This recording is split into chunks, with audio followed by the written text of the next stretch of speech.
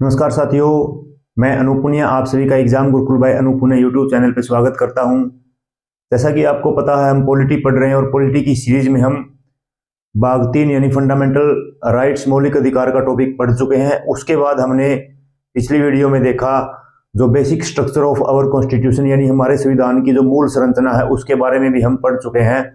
आज हम भाग 4 की शुरुआत करेंगे। भाग 4 में दिया हुआ है directive principles of state policy यानी राज्य के नीति निर्देशक सिद्धांत।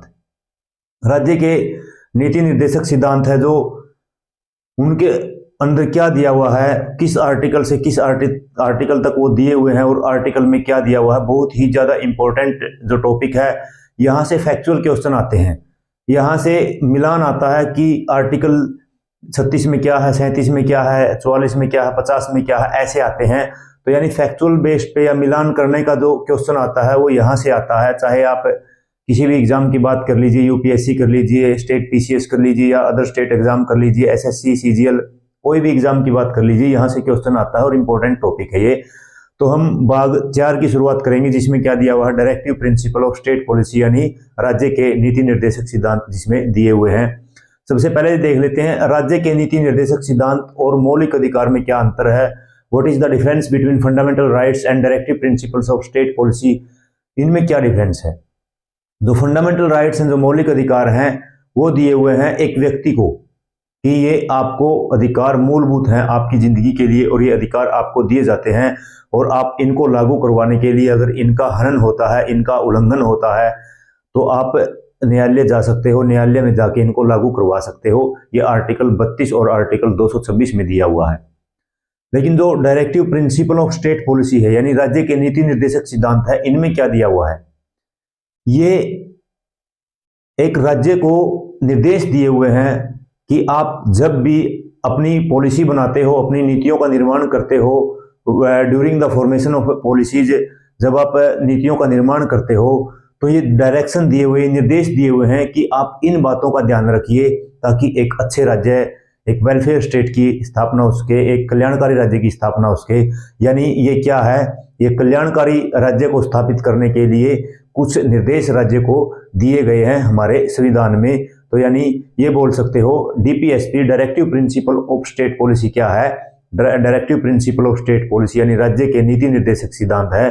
किसी राज्य को हमारे संविधान में निर्देश दिए हुए हैं एक कल्याणकारी राज्य को स्थापित करने के लिए। ठीक है, तो देख लेते हैं एक बार इसके बारे में बेसिक चीजें देख लेते हैं। Directive principle of state policy जिसको हम शॉर्ट में बोलेंगे डीपीएसपी, डीपीएसपी हम शॉर्ट में बोलेंगे। ठीक है, सबसे पहले तो देखो कहां दिए हुए हैं ये हमारे संविधान में।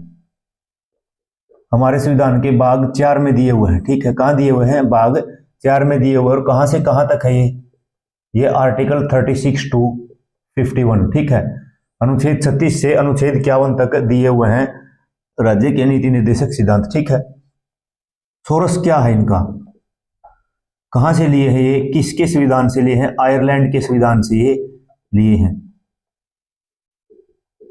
आयरलैंड के संविधान से प्रावधान हमारे संविधान में लिया है। ठीक है, उसके बाद और क्या है, जो directive principle of state policy है यानी राज्य के नीति निर्देशक जो सिद्धांत है, जैसे इनमें दिया हुआ है रोजगार, एम्प्लॉयमेंट देने की क्या करनी चाहिए, कोशिश करनी चाहिए राज्य को। अब आप ये नहीं कि राज्य ने अगर आपको एम्प्लॉयमेंट नहीं दिया तो आप कोर्ट चले जाए, नहीं। जो मौलिक अधिकार में आप कोर्ट जा सकते हो लेकिन यहाँ पे न्यायालय या कोर्ट नहीं जा सकते, यानी नॉट इन्फोर्सिएबल बाय कोर्ट। ठीक है, क्या है ये, नॉट इन्फोर्सिएबल बाय कोर्ट। ठीक है, यानी न्यायालय द्वारा लागू नहीं करवाया जा सकता, लागू नहीं करवाया जा सकता। ठीक है, नॉट एनफोर्सिएबल बाय कोर्ट, न्यायालय द्वारा स्थापित लागू नहीं करवाया जा सकता। यानी ये जरूरी नहीं कि जो इनमें लिखा हुआ है राज्य वो आपको दे। राज्य के पास अगर संसाधन है तो देगा, अगर संसाधन नहीं है तो आपको वो चीजें नहीं मिलेंगे। ठीक है, उसके बाद ये क्या है, ये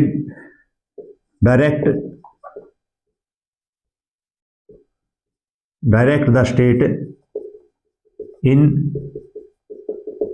पॉलिसी मेकिंग यानी नीति निर्माण में, नीति निर्माण में राज्य को निर्देश देते हैं, निर्देश या डायरेक्शन क्या करते हैं, ये डीपीएसपी देने का काम करते हैं। ठीक है, उसके बाद और क्या है, ये जो डीपीएसपी है, अगर डीपीएसपी कहीं भी लागू कर दी जाए तो एक वेलफेयर स्टेट को एस्टेब्लिश करते हैं, कल्याणकारी राज्य को स्थापित करते हैं। यानी ये क्या है, एस्टैब्लिश ए वेलफेयर स्टेट, यानी कल्याणकारी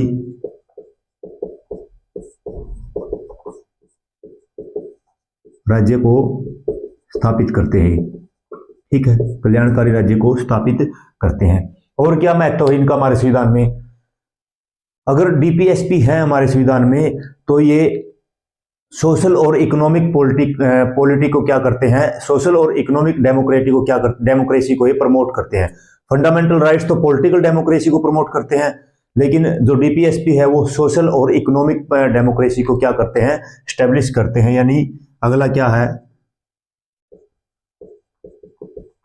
स्टैब्लिश सोशल एंड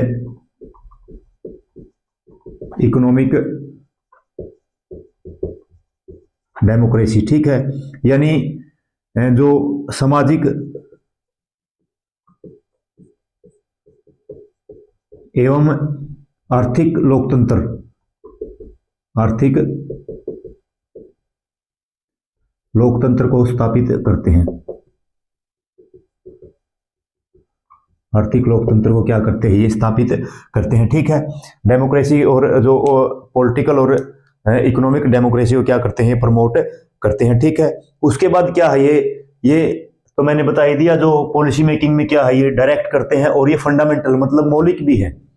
अगर अच्छी पॉलिसी आपको फॉर्मेट करनी है, अच्छी नीति का निर्माण करना है, तो आपको directive principle of state policy यानी राज्य के नीति निर्देशक सिद्धांत की तरफ देखना ही होगा कि एक राज्य को क्या क्या चाहिए है, हमारे संविधान में क्या क्या डायरेक्शन दिए हुए हैं। ठीक है, ये है।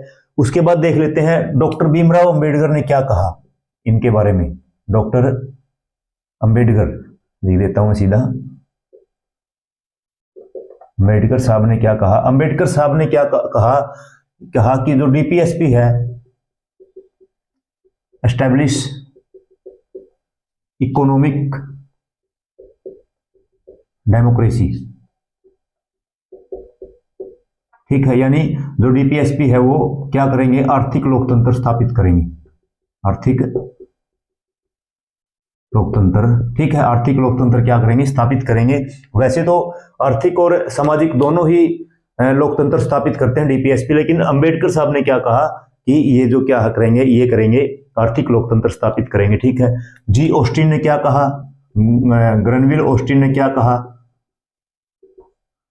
जी ऑस्टिन ने कहा ब्रिंग डीपीएसपी है जो, यानी directive principle of state policy है जो, ब्रिंग सोशल रिवॉल्यूशन, यानी क्या करेंगे, ये सामाजिक क्रांति लेके आएंगे, सामाजिक क्रांति लाएंगे। ठीक है, सामाजिक क्रांति लाएंगे।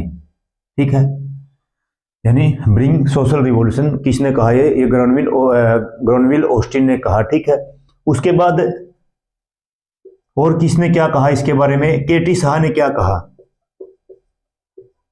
विधानसभा के भी ये मेंबर थे, सॉरी कॉन्स्टिट्यूएंट असेंबली के भी ये मेंबर थे, संविधान सभा के सदस्य थे। इन्होंने कहा डीपीएसपी को the cheque payable at the will of bank, यानी ऐसा चेक जिसका भुगतान बैंक की सुविधा अनुसार किया जाएगा, बैंक की सुविधा अनुसार किया जाएगा। ठीक है, तो ऐसे चेक के साथ क्या कहा, केटी शाह ने इसको कंपेयर किया। ठीक है, तो ये थी बेसिक बातें, जैसे टी कृष्णमाचारी ने कहा। बहुत ज़्यादा आपको इम्पोर्टेंट याद रखने, खासकर इन्हीं के बारे में पूछा जाता है एग्जाम्स में। जैसे जो टी कृष्णाचार्य ने कहा था, ये क्या है कि ये सच्चा कूड़ादान है, ठीक है, डीपीएसपी है जो। लेकिन ये याद रखना, पहला देखते हैं, ये भाग 4 में दिए हुए हैं, आर्टिकल 36 से आर्टिकल 51 में दिए हुए हैं। ये कहाँ से लिया गया है? आयरलैंड के संविधान से लिए गए हैं। और क्या है ये? नॉट इन्फोर्सेबल बाय कोर्ट, यानी न्यायालय द्वारा इनको लागू नहीं करवाया जा सकता। अगर आपको डीपीएसपी में जो चीजें दी हुई है वो आपको नहीं मिलती तो आप न्यायालय नहीं जा सकते। उसके बाद क्या है, ये एक राज्य के नीति निर्माण में क्या करते हैं, निर्देश का काम करते हैं। और क्या है, ये एक कल्याणकारी राज्य, वेलफेयर स्टेट की स्थापना करते हैं। उसके बाद सोशल और इकोनॉमिक डेमोक्रेसी, यानी सामाजिक और आर्थिक लोकतंत्र को क्या करते हैं, ये एस्टेब्लिश करते, स्थापित करते हैं। उसके बाद अंबेडकर साहब ने क्या कहा, ये आर्थिक लोकतंत्र को क्या करते हैं, स्थापित करते हैं। ग्रेनविल ऑस्टिन ने क्या कहा, ये सोशल रिवॉल्यूशन लेके आते हैं, यानी सामाजिक क्रांति लेके आते हैं। केटी शाह ने क्या कहा, the cheque payable at the will of the bank, यानी एक ऐसा चेक है जिसका भुगतान बैंक की सुविधा अनुसार किया जाएगा, ठीक है। ये बातें थी, बेसिक बातें किसके बारे में, डीपीएसपी के बारे में। अब हम आर्टिकल 36 से पढ़ेंगे। आर्टिकल 36 में क्या दिया हुआ है, इनसे पढ़ेंगे हम, ठीक है। आर्टिकल 36 में क्या दिया हुआ है उससे अब कंटिन्यू करेंगे आर्टिकल 51 तक। मैं बहुत कम बोलता हूं कि आर्टिकल याद रखना, लेकिन मैं डीपीएसपी में बोलता हूं कि आपको आर्टिकल याद रखना, पढ़ते रहना, इनको अपने आप याद हो जाएंगे, इनको पढ़ते रहना, क्योंकि मिलान के साथ आते हैं, मिलान करना होता है। और मिलान में तो आपको फिर सही से याद होने चाहिए, और इतने मुश्किल भी नहीं है, ठीक है। सबसे पहले आर्टिकल 36 में क्या दिया हुआ, आर्टिकल 36 में दिया हुआ डेफिनेशन ऑफ स्टेट।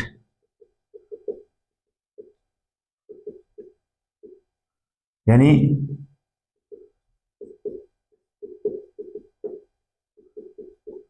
राज्य की परिभाषा, ठीक है। राज्य की परिभाषा आपने एक और पढ़ी होगी, जब हमने मौलिक अधिकारों की, फंडामेंटल राइट्स की शुरुआत की थी, वहां पे आर्टिकल 12 में भी पढ़ा था हमने डेफिनेशन ऑफ स्टेट, और वही डेफिनेशन यहाँ पे है, डेफिनेशन ऑफ स्टेट आर्टिकल 36 में, यानी सेम है।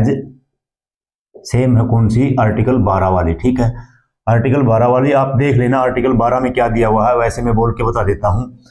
जो राज्य की परिभाषा है, किस किस को राज्य कहेंगे, किस किस को स्टेट कहेंगे। जैसे ये बोल दिया, कल्याणकारी राज्य की स्थापना करेंगे, मतलब जो आर्टिकल 12 और आर्टिकल 36 में जो डेफिनेशन ऑफ स्टेट दी है वो भाग 3 और भाग 4 में ही के लिए ही लागू है। ये नहीं कि संविधान किसी भी भाग के लिए लागू है, नहीं, क्योंकि यहाँ पे हर बार स्टेट का जिक्र होता है, हर बार राज्य को मेंशन किया जाता, स्टेट को मेंशन किया जाता। तो स्टेट क्या है, मैंने आर्टिकल 12 में पढ़ा था, स्टेट क्या है।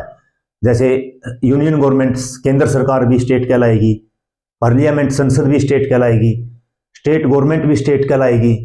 उसके बाद विधानमंडल, जैसे पार्लियामेंट में लोकसभा, राज्यसभा, विधानमंडल में विधान परिषद, विधानसभा, ठीक है। राज्यसभा, लोकसभा, संसद में विधानमंडल, विधान परिषद किसमें, ये है विधानमंडल में, ठीक है, विधानसभा और विधान परिषद। उसके बाद और क्या, जो स्थानीय सरकार है, लोकल गवर्नमेंट है, जैसे पंचायत है, जिला परिषद है, नगर निगम है, ये भी क्या कहलाएंगे, ये भी क्या कहलाएंगे, स्टेट कहलाएंगे। उसके बाद और कोई अदर अथॉरिटीज, जो अन्य प्राधिकारी है या अन्य निकाय हैं, जिसको एक राज्य का कर्तव्य मिला हुआ है, कुछ भी राज्य द्वारा कोई कर्तव्य दिया हुआ है, वो भी क्या कहलाएगा, स्टेट कहलाएगा। तो ये थी definition of state in article 12 as well as article 36, यानी आर्टिकल 12 और आर्टिकल 36 में ये क्या है, राज्य की परिभाषा है, ठीक है। राज्य की परिभाषा ये दी हुई है। अब राज्य की परिभाषा मैंने बताई थी, जो ये राज्य परिभाषित किया गया, ये सिर्फ भाग 3 और भाग 4 में दिया हुआ है, ठीक है। तो आर्टिकल 36 को आपने देख लिया। आर्टिकल 36 में क्या है, मैं लिखवाऊंगा नहीं, क्योंकि वहां पहले लिखवाया हुआ है। अब आर्टिकल 37 देखते हैं। आर्टिकल 37 में क्या लिखा हुआ, आर्टिकल 37 में लिखा हुआ है, डीपीएसपी है, नॉन इन्फोर्सिएबल है, यानी अप्रवर्तनीय है। अप्रवर्तनीय का मतलब क्या है, आप डीपीएसपी को लागू करवाने के लिए न्यायालय नहीं जा सकते, आपको ये अधिकार नहीं है। DPSP directive principle of state policies are जा इन्फोर्सिएबल, यानी वो क्या है, अपरिवर्तनीय है, उनको लागू करवाने के लिए न्यायालय नहीं जा सकते, ठीक है। और क्या है, डीपीएसपी है, फंडामेंटल है, मूलभूत तो हैं, फंडामेंटल यानी मूलभूत तो हैं, लेकिन मूलभूत व्यक्ति के लिए मूलभूत नहीं है, ये मूलभूत है किसके लिए? फंडामेंटल है किसके लिए? पॉलिसी मेकिंग के लिए, यानी नीति निर्माण में। नीति निर्माण में क्या है? मूलभूत है। ठीक है, तो आर्टिकल 36 देख लिया। आर्टिकल 36 में क्या दिया हुआ? डेफिनेशन ऑफ स्टेट, जैसा कि आर्टिकल 12 में दिया हुआ है। आर्टिकल 37 में क्या दिया हुआ? डीपीएसपी है जो नॉन इन्फोर्सिएबल है, यानी अपरिवर्तनीय है, इनको लागू करवाने के लिए आप न्यायालय नहीं जा सकते। और ये फंडामेंटल मूलभूत हैं, किसमें मूलभूत हैं? पॉलिसी मेकिंग के लिए, यानी नीति निर्माण में क्या ये मूलभूत हैं। ठीक है, उसके बाद आर्टिकल 38 देखते हैं। आर्टिकल 38 में बात की हुई है एक वेलफेयर स्टेट एस्टेब्लिश करने की। ठीक है, किसकी बात की हुई है? एक वेलफेयर स्टेट को एस्टेब्लिश करने की बात किसमें की हुई है? आर्टिकल 38 में। आर्टिकल 38 में किसकी बात की है? वेलफेयर स्टेट यानी कल्याणकारी राज्य की बात की है। लिखा हुआ नहीं, लेकिन बात की हुई है कल्याणकारी राज्य की। इसमें दो हैं। पहला है आर्टिकल 38 क्लोज 1। आर्टिकल 38 क्लोज 1 में क्या दिया हुआ है? To maintain social order on the basis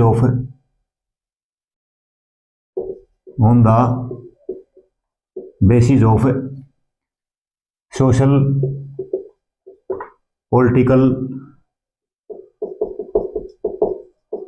and economic justice. यानी क्या है? पॉलिटिकल, इकोनॉमिक और सोशल जस्टिस, सामाजिक, आर्थिक तथा राजनीतिक न्याय के आधार पे सामाजिक विकास या सामाजिक ऑर्डर। ठीक है, सामाजिक विकास। ठीक है, ये दिया हुआ है। यानी किसकी बात की हुई है? सोशल, पॉलिटिकल और इकोनॉमिक जस्टिस की बात की हुई है। उनके आधार पे जो मेंटेन करना सोशल ऑर्डर, यानी जो सामाजिक जो वहाँ का बंदोबस्त है उसको क्या करना? मेंटेन करना। ये किसमें की है? आर्टिकल 38 क्लोज 1 में ये बात की है। ठीक है, उसके बाद आर्टिकल 38 क्लोज 2 में क्या कहा? आर्टिकल 38 क्लोज 2 में ये 44वां संविधान संशोधन, कॉन्स्टिट्यूशनल अमेंडमेंट एक्ट 1978 में जोड़ा गया। 44वां संविधान संशोधन 1978 में जोड़ा गया। और इसमें फिर क्या कहा? इसमें कहा टू मिनिमाइज, कम करना इनकम इनइक्वालिटी,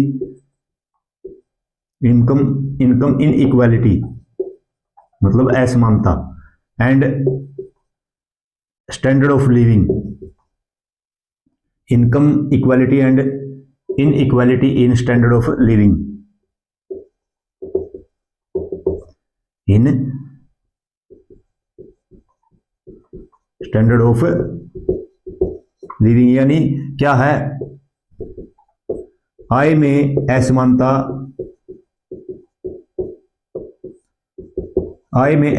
तथा जो जीवन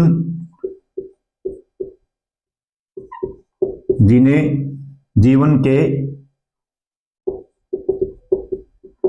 स्तर में असमानता को कम करना। यानी दोनों बातें सामाजिक तौर पे कही गई है। पहली तो क्या है? किसी भी समाज में आर्थिक, सामाजिक और राजनीतिक न्याय को स्थापित करना।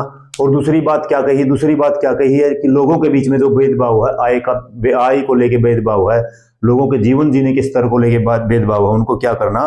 कम करना। ठीक है, अब देखो यहाँ पॉलिटिकल और इकोनॉमिक डेमोक्रेसी की बात की गई है, और यहाँ पे भी क्या है?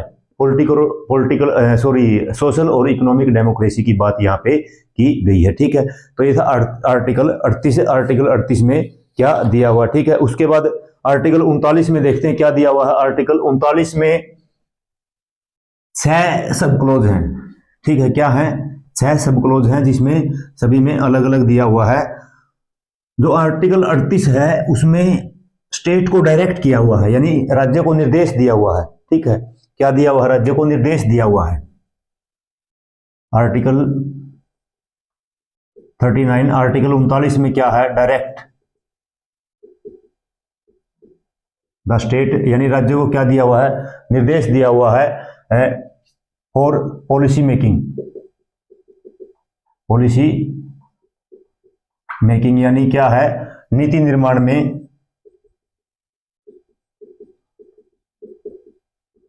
राज्य को निर्देश,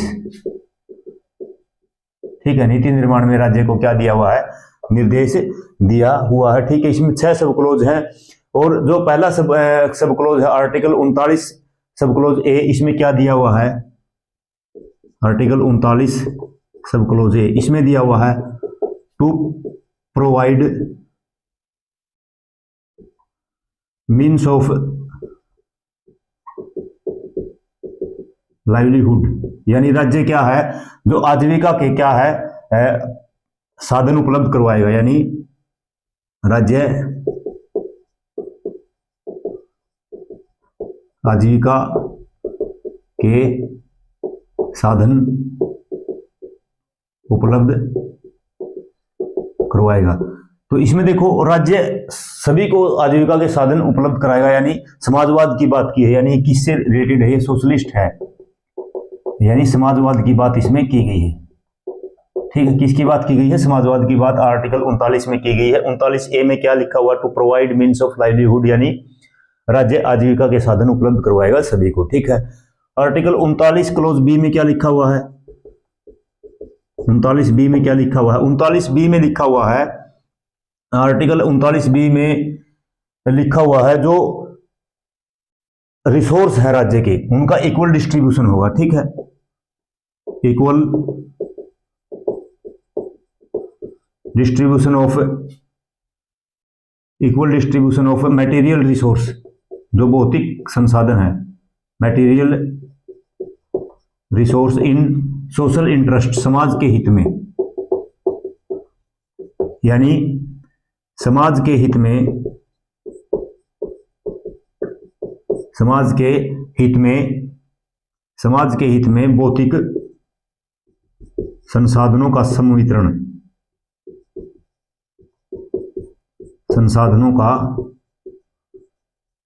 समवितरण, यानी समान वितरण। ठीक है, समवितरण। ठीक है, यानी equal distribution of material resource in social interest, ये भी समाजवाद की बात करता है, समाज के हित में सभी भौतिक संसाधनों का समान वितरण, तो समाजवाद की बात है ये। तो ये भी आर्टिकल 39B में ये लिखा हुआ। आर्टिकल 39C में क्या लिखा हुआ है, आर्टिकल 39C में लिखा हुआ है avoidance of concentration of means of production,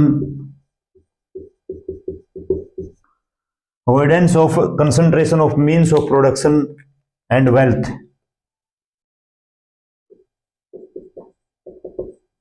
in few hands, यानी जो क्या है, उत्पादनों के साधन तथा धन का कुछ लोगों के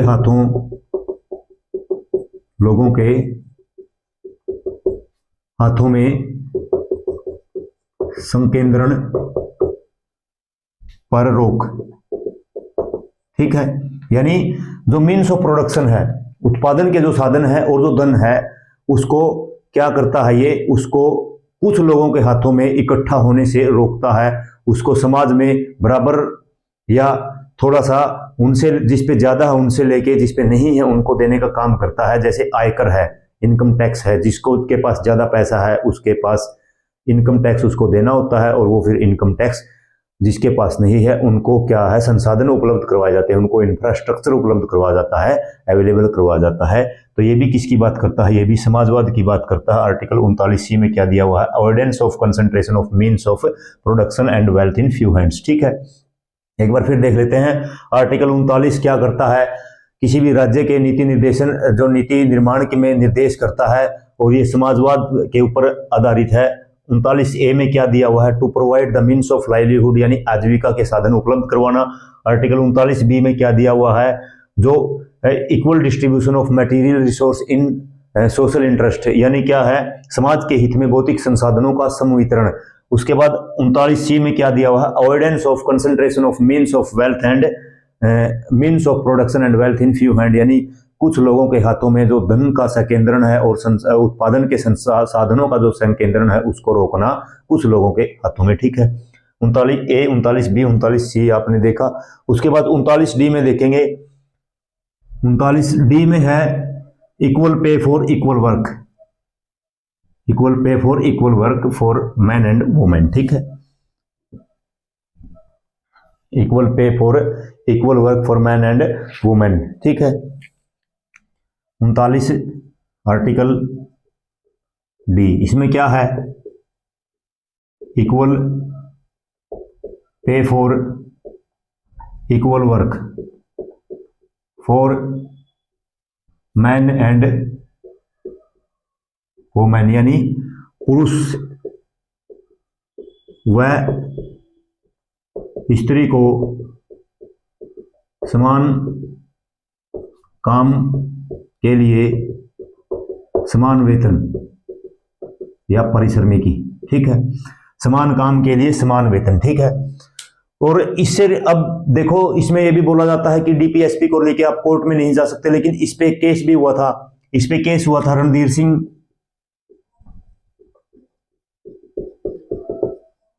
Singh versus union of India 1982 में, 1982 में। ठीक है, 1900 किस में हुआ था, 1982 में हुआ था। ठीक है, Randhir Singh versus state of India 1982, union of India 1982 में हुआ था। ठीक है, अब आप बोलोगे ये तो डीपीएसपी है, कोर्ट में जा ही नहीं सकते, न्यायालय का सहारा ही नहीं ले सकते, तो ये केस कैसे हुआ?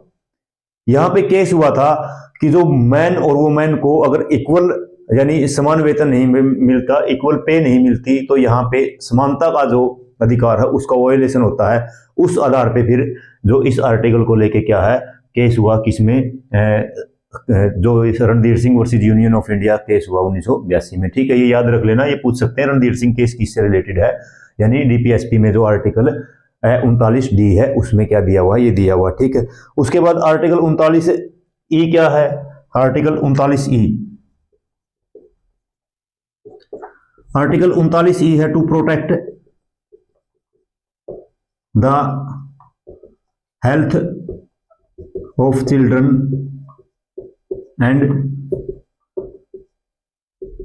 To protect from wrong employment यानी क्या है, बच्चों के, बालकों में लड़के भी आ गए, लड़की भी आ गई, बालकों के स्वास्थ्य की रक्षा या स्वास्थ्य की देखभाल तथा गलत नियोजन पर रोक। ठीक है, यानी बच्चों को ऐसी जगह पे आप काम करवाने से रोक सकते हो, किसके अनुसार, आर्टिकल 39E के अनुसार, जहां बच्चे क्या है, बच्चे का स्वास्थ्य खराब होता हो, बच्चे के जो हेल्थ है उसके ऊपर क्या है असर पड़ता हो। ठीक है, ये क्या था, आर्टिकल 39 क्लोज E दिया हुआ। ठीक है, उसके बाद अगला है article 39 close F, article 39 close F, 39 close F में दिया हुआ है जो बच्चा है वो क्या है, डिग्निफाइड लाइफ यानी गरिमापूर्ण जीवन क्या है, जी सकता है। आर्टिकल 39 क्लोज F, ये 42वां संविधान संशोधन में जोड़ा गया था।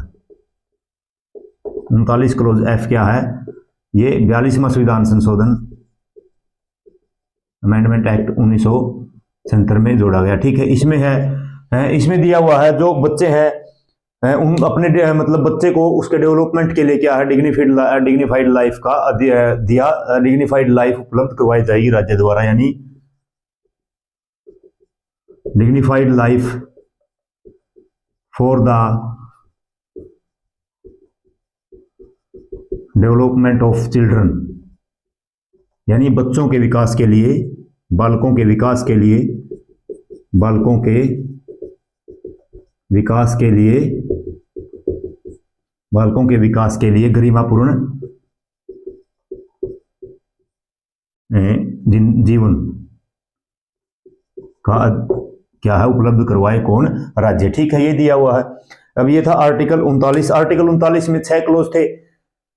आर्टिकल 39 सबसे पहले क्या है, किसी भी राज्य के नीति निर्माण के लिए निर्देश देने का काम करता है, और जो किसको स्थापना करते हैं, जो समाजवाद यानी सोशलिस्ट प्रोविजन की स्थापना हमारे संविधान में करते हैं। ठीक है, पहले 39A में क्या दिया हुआ है? 39A में दिया हुआ है आजीविका के साधन उपलब्ध करवाना। ठीक है, 39B में क्या दिया हुआ है?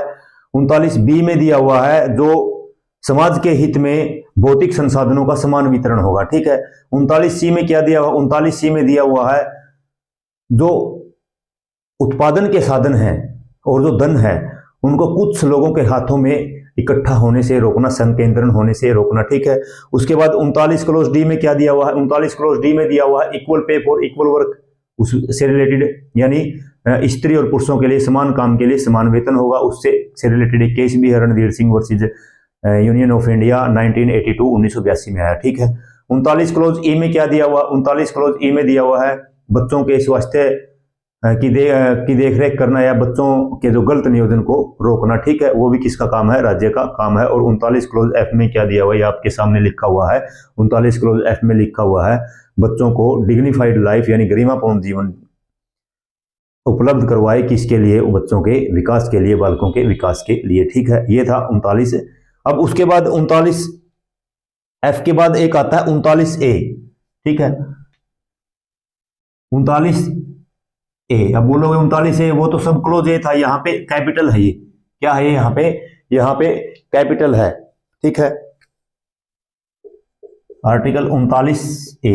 देखो वहां पे 39 क्लोज ए पड़ा था, इसका मतलब ये सब क्लोज है। अगर ये स्मॉल लेटर है और ये अगर ये बड़ा लेटर है तो क्या है? ये अलग है। ये 42वां संविधान संशोधन 42nd कॉन्स्टिट्यूशनल अमेंडमेंट एक्ट 1976 में ऐड किया था। 39वां संविधान संशोधन 42वां संविधान संशोधन 1976 में आर्टिकल 39A जोड़ा गया, और जिसमें क्या दिया हुआ? Equal justice and free legal aid, equal justice and free legal aid. ठीक है, यानी समान न्याय तथा निशुल्क विधिक सहायता, निशुल्क विधिक सहायता। ठीक है, समान न्याय तथा निशुल्क विधिक सहायता दिया हुआ है।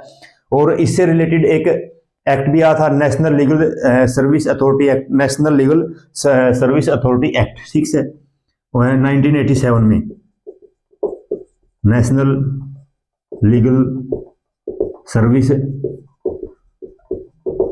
अथॉरिटी एक्ट 1987 में। इसको इतना ही याद रखना, ये किससे रिलेटेड है? ये आर्टिकल 39A से रिलेटेड है, जो 42वां संविधान संशोधन 1976 में हमारे संविधान में जोड़ा था। इसमें क्या है? इसमें दिया हुआ है जो गरीब है, गरीबों को क्या है, अगर वो उसके पास इतने साधन नहीं है या उसके पास इतना पैसा नहीं है कि वो अपना वकील खड़ा कर सके, तो इसमें लिखा हुआ है कि जो गवर्नमेंट है उसको एक अधिवक्ता या एडवोकेट या वकील उपलब्ध करवाएगी, और उसको अधिकार है इस एक्ट के तहत कि वो क्या कर सकता है? वो अपनी जो सहायता है, जो विधिक सहायता है, वो निःशुल्क प्राप्त कर सकता है किसी भी गवर्नमेंट एडवोकेट से यानी सरकारी वकील से। ठीक है, इसमें ये बात लिखी हुई है। उसके बाद अगला है आर्टिकल 40। आर्टिकल 40, आर्टिकल 40 में है organisation of gram panchayat, organisation of gram panchayat यानी ग्राम पंचायतों का गठन, ग्राम पंचायतों का गठन। ठीक है, देखो ग्राम पंचायतों का गठन, हमने जो शेड्यूल 11 पढ़ी थी, 11वीं अनुसूची यानी 11th शेड्यूल पढ़ी थी, उसमें भी क्या था? उसमें भी ग्राम पंचायत दी हुई थी, ग्राम पंचायत से रिलेटेड जो पावर्स है वो दी हुई थी। और आर्टिकल कहां पे है? आर्टिकल 40 में है, डीपीएसपी में। ठीक है, ग्राम पंचायतों का गठन। अब महात्मा गांधी जी थे, उनका सपना क्या था? उनका सपना था निचले स्तर से जो क्या है, निचले स्तर से जो सरकारों का गठन हो। ठीक है, तो यानी ये किससे रिलेटेड है? किससे बेस्ड, किस पे बेस्ड है? गांधीवादी यानी गांधीयन आइडियोलॉजी से रिलेटेड है, यानी गांधीवादी से विचारधारा का है ये, ठीक है, गांधीवादी विचारधारा का है। मैं इकट्ठे करवा दूंगा। जो हमारे डीपीएसपी है वो 3 प्रकार की आइडियोलॉजी है। पहली सोशलिस्ट समाजवाद, जैसे आर्टिकल 39 देखा, दूसरा गांधीयन गांधीवादी, और तीसरा लिबरल यानी उदारवादी, ठीक है। ये सारे करवा के मैं आर्टिकल 36 से आर्टिकल 51 तक करवा के उसके बाद इनको अलग अलग लिखवा दूंगा। सोशलिस्ट कौन से हैं, गांधीयन कौन से हैं, लिबरल कौन से हैं, इनमें से क्वेश्चन पूछा जाता है, ठीक है। लेकिन ये याद रखना, जो आर्टिकल 40 है वो क्या है, वो गांधीयन है, गांधीवादी है, क्योंकि हमारे महात्मा गांधी जी, हमारे बापू हैं, जो वो चाहते थे कि जो हमारा देश की सरकार चले वो निम्न स्तर से चले, वो ग्रामीण अंचल से चले, वो गांव से चले। तो यानी जो ऑर्गेनाइजेशन ऑफ ग्राम पंचायत है वो कौन सी विचारधारा का आर्टिकल है, वो गांधीयन यानी गांधीवादी विचारधारा का आर्टिकल है, ठीक है। तो आज की क्लास को हम इस वीडियो को यहीं तक रखते हैं। उम्मीद करता हूँ सभी चीज़ें आपको अच्छे तरीके से समझ में आई होगी, और ऐसे ही आप नोट करते चलिए। सभी चीज़ें नोट करने के बाद आपके पास एक बहुत अच्छे क्लास नोट्स तैयार हो जाएंगे, उनको रिवीजन करते रहना। पॉलिटी आपकी बहुत ही अच्छे तरीके से तैयार हो जाएगी, कभी कोई क्वेश्चन आपका गलत नहीं होगा। और अगर आप हमारे प्लेटफॉर्म पे नए हो, इस चैनल पे नए हो, चैनल को सब्सक्राइब जरूर करना, चैनल को वीडियो को लाइक करना, और वीडियो को शेयर जरूर करना अपने फ्रेंड सर्कल में, और कमेंट में बताना जो डीपीएसपी की क्लास है, जो डीपीएसपी का पहला भाग आज हमने किया, वो आपको कैसा लगा। और आप इस चैनल पे जुड़े हुए हैं, इतना प्यार बनाए हुए हैं, इतना सहयोग आप इस चैनल पर कर रहे हो, आप सभी का इस चैनल पर जुड़ने के लिए बहुत बहुत धन्यवाद। Thank you. जय हिंद, जय भारत।